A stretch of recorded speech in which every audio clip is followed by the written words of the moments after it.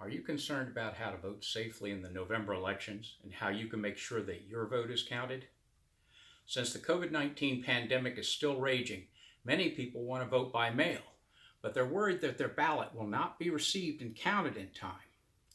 I'm Steve Buckingham, Chair of the UU Legislative Ministry of Maryland, and we help people participate in our democracy and make an impact on how our government is run. In this video, we'll be talking about options that people can use to vote safely and increase the chances that their vote will count.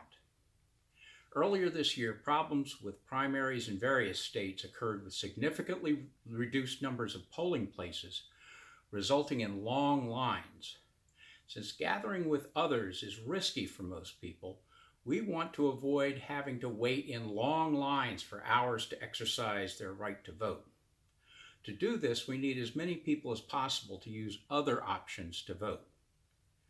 Federal law gives people the right to vote, but state laws provide further definition of how, when, and where to vote.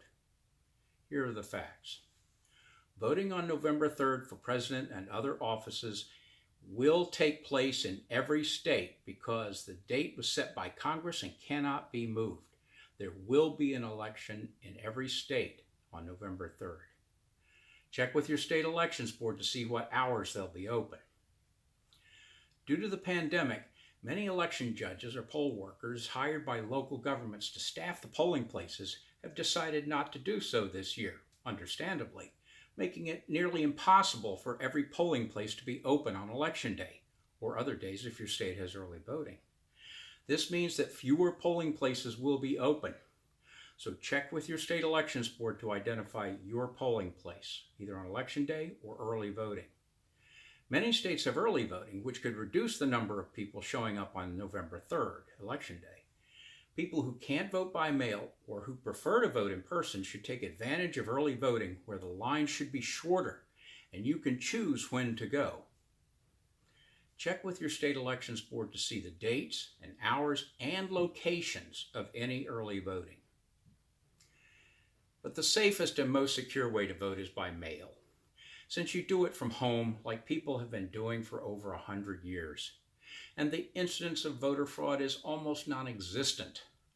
But not all states allow voting by mail, and some limit what is called absentee voting to people with certain types of excuses. Concern about COVID-19 is not accepted as an excuse in several states. Some states require a voter to request a mail-in or absentee ballot, either online or sending in a paper application. However, several states are mailing ballots to all voters registered by the deadline, making it a one-step process. Some states are even paying for the postage. The biggest concern about mail-in voting is whether mailed ballots will be received in time, especially since the U.S. Postal Service recently cut back overtime and mail delivery has slowed considerably in recent times.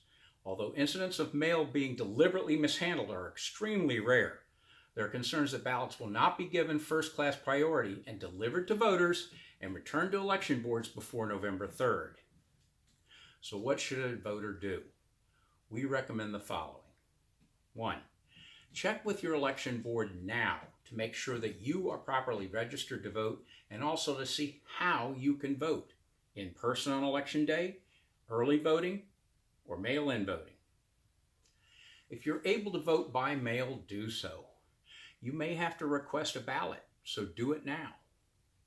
Once you receive your mail-in ballot, mark it and send it in immediately, making sure that you follow the instructions carefully and sign it if it's required.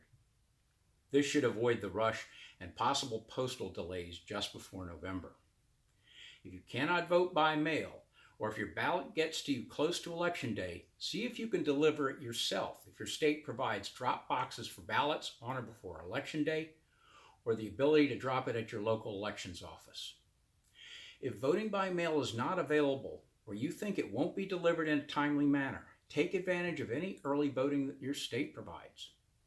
If all else fails, vote in person on election day, November 3rd, making sure to go as early as possible and being prepared in case there's a long wait.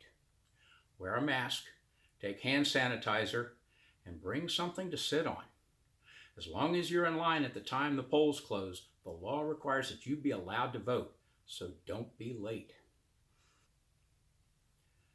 So that's it.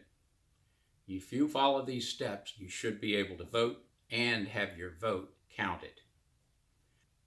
If you're looking for more tips on voting, then be sure to like us below and subscribe for more videos like this one. Thank you.